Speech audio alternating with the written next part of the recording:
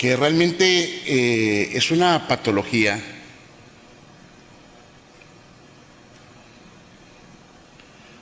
¿La tienes?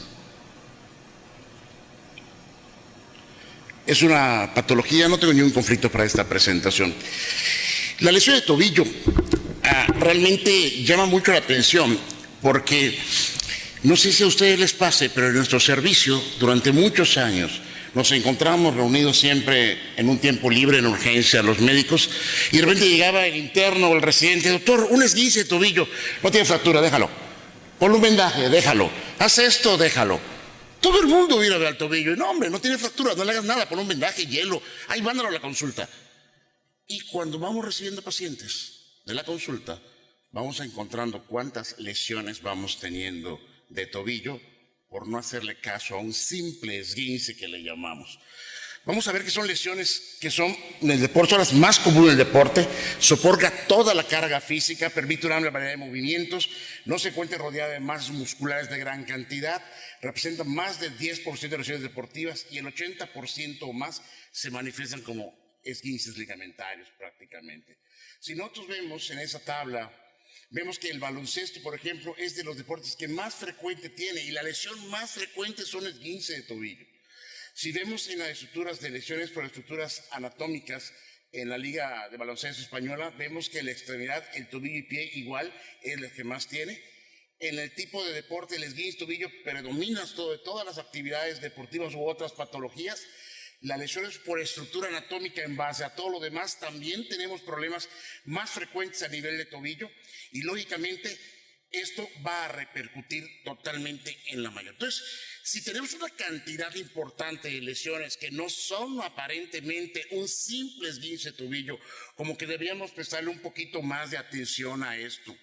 Igual vamos a ver que en el nivel de tanto de hombres como mujeres en las lesiones básicas son mucho más frecuentes. Van a existir ciertos factores de riesgo como la hipotrofia peronea, tipo de calzado deportivo, defectos propioceptivos, mala alineación del eje, condiciones inapropiadas del terreno donde la gente hace el deporte y lógicamente que haya esguinces previos o esguinces repetitivos en un momento dado. No solo es más frecuente en el deporte, sino que también en la población en general. ¿Quién no se ha torcido un tobillo caminando? ¿Quién no al estar pasando, resbalando? A todos nos ha pasado alguna vez.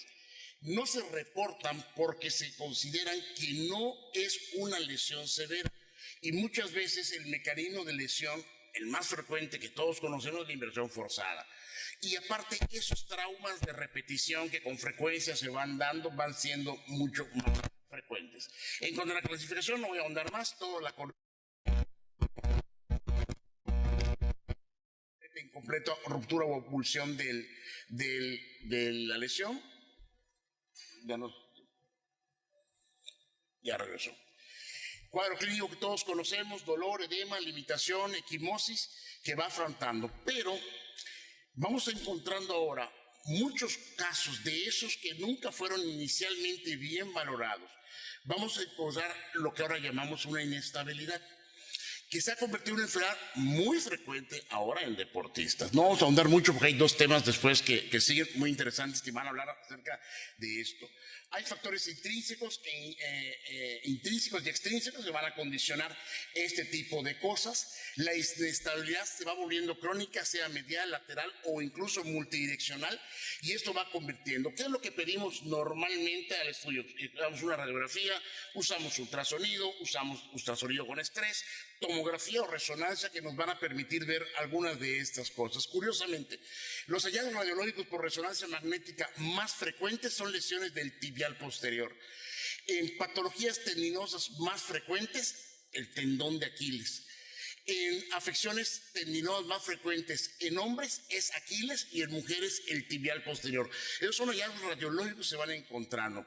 Patologías más frecuentes según el sexo en hombres es el tendón de Aquiles y en mujeres el tibial posterior que más se va a lesionar.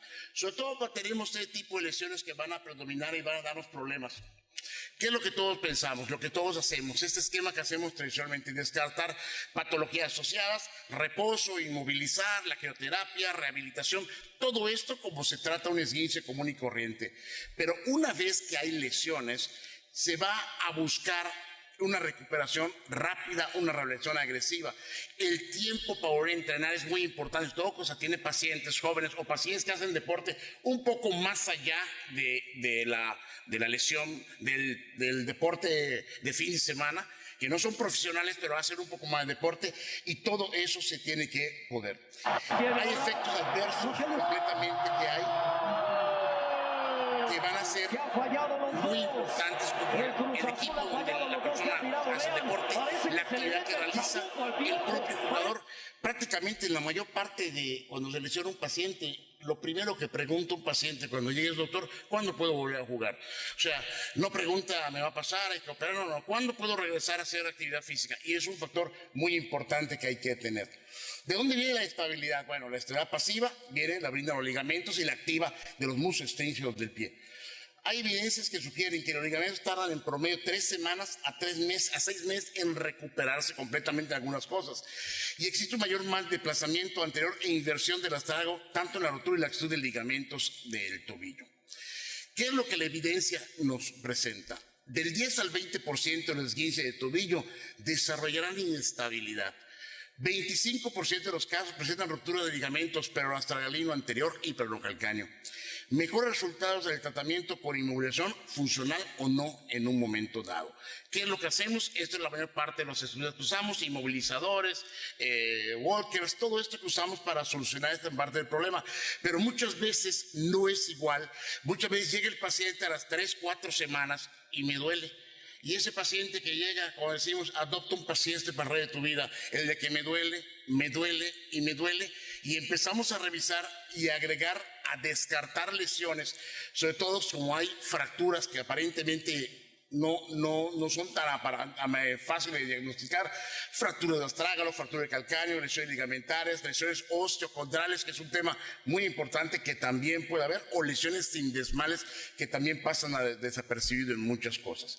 Algunas complicaciones como las inestabilidades lateral, medial, las lesiones osteocondrales, lesiones sindesmales, ruptura periosteal posterior, pinzamiento anterolateral, microinestabilidad, todo esto que va a conllevar a una inestabilidad, lógicamente, del tobillo. Entonces, nosotros hacemos estudios a base de resonancia magnética que nos van a permitir, cuando tenemos problemas de inestabilidad y buscamos cómo poder dar esto, haciendo pruebas tan sencillas, viendo que hay una inestabilidad completa, tanto lateral como anteroposterior, pues lógicamente lleva a poder diagnosticarse perfectamente bien y poder hacer esto. Y cuando llevamos, lógicamente, a un proceso quirúrgico donde vemos que hay una lesión completa, ruptura bastante amplia, esto va a llevar a dar complicaciones más severas. Imágenes de resonancia magnética, como vemos, imágenes de rupturas completas, parciales, que van dando esa estabilidad, el ultrasonido, que en parte nos puede ayudar inicialmente, que va llevando a lesiones que estas van conllevando con el paso del tiempo, sobre todo las repetitivas, a un trauma repetitivo y una artrosis temprana. Y así como hace un momento se hablaba de la cadera igual, de preservar la cadera, pues lógicamente lo mismo pasa en las articulaciones. ¿Quién no quiere una rodilla? ¿Quién no quiere que su rodilla la aguante 5 años? No, hombre, hasta más si se puede. O si el tobillo es una lesión osteocondral, ¿por qué hacemos tantas cosas en las articulaciones para poder ayudar y alargar un poquito este tipo de cosas, ¿no? Y no llegar a lesiones tan severas, donde vamos viendo lesiones cada vez más complejas. Fíjense que 1.5% de las lesiones de tobillo acaban en lesiones osteocondrales. Más del 50% inicialmente diagnosticadas y tratadas como esguinces de tobillo. Entonces, ¿qué es lo que se está haciendo? La mayor parte se hacen reparaciones anatómicas, tanto son técnicas ya muy conocidas, el Boson Gold, que nos va a permitir poder estabilizar, dar un suficiente aporte, y dependiendo del grado de lesión que tengamos, podemos hacer, si llega a ser suficiente, en un caso que no llegue a ser suficiente, se puede hacer aumentaciones, como ahora está muy frecuente hacerse en muchas articulaciones, que nos van a permitir hacer. ¿Qué es lo que se hace también? Todo adentro, que ya no está nuevo, se hace bastante bien, se puede estabilizar cápsulas, se puede reprimir, se puede hacer lo que yo le digo malamente un reemplazaje del tobillo, pero vaya, se pueden hacer muchas situaciones que nos van a ayudar a corregir eso. Pero a veces en deportistas y en gente de una actividad intensa no es suficiente. Muchas veces te puede hacer reconstrucciones laterales ya con inserciones, incluso injertos tendinosos. En conclusión, la mayor parte de tobillo no son tan simples como parece. Por eso no hay que menospreciar a un esguince y verlo de una manera. Se debe evaluar cada caso en particular como debe ser y más vale un examen exhaustivo temprano que una lesión tardía a tratar. Les quiero invitar a los 2 eventos más grandes que viene este año, el Congreso AMECRA, que va a ser en mi ciudad, en la ciudad de Mérida, Yucatán, y el Congreso SLARC, que va a ser completamente en Buenos Aires, Argentina. Muchas gracias por su atención.